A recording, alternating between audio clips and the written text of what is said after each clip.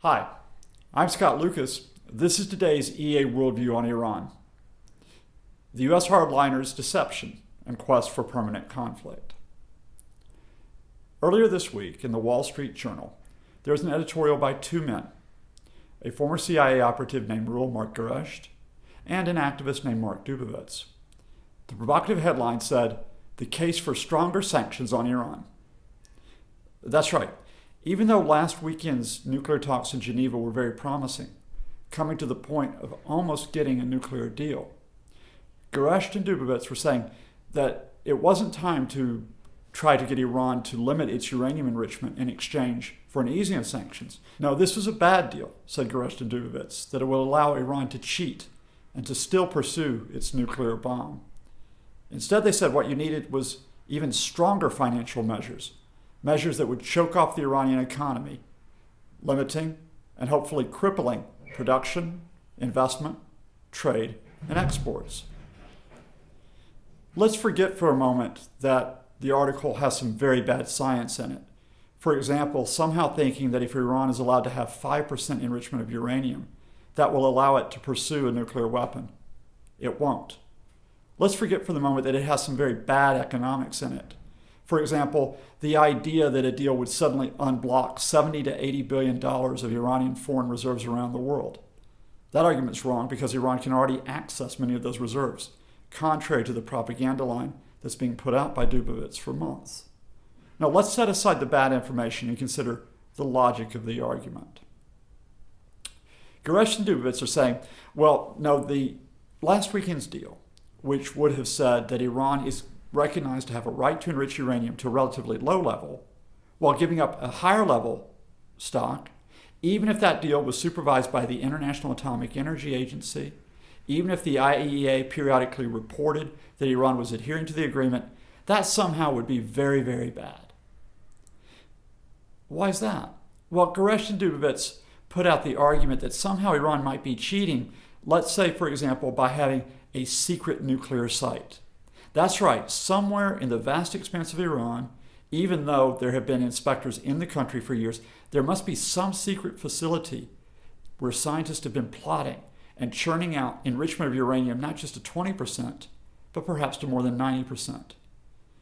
Now, needless to say, Gerecht and Dubowitz don't produce any evidence that there is such a secret site, because of course they would tell us why it's secret.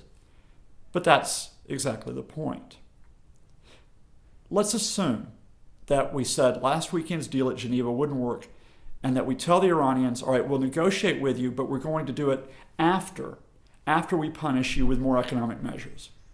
Let's say those talks take place in 6 months, and that the Iranians, suffering more economic damage, come up and then say, okay, now we'll give up enrichment, or we'll limit it again. Now we'll allow even more inspections. Would Gerecht and Dubowitz then say, great, we've got our deal, that's it. We can lift the sanctions, we can accept this agreement? Of course not. They would come back and say, well, even if the Iranians are now coming to you and appearing sincere, they're still deceptive. So rather than accept this agreement after tougher sanctions, let's have even more tough sanctions. In other words, here's the deception. What Gerecht and Dubowitz want is not a deal over Iran's nuclear program. They don't want Iran to have any nuclear capability at all. No civilian program. Not for medical purposes, not for nuclear energy. In fact, Gerecht and Dubowitz don't want there to be an Islamic Republic. What they actually want is a change in the Iranian system, a regime change. Any type of nuclear deal takes us further away from the pressure that supposedly would crack the Iranian regime. So we'll have this perpetual conflict, this permanent conflict.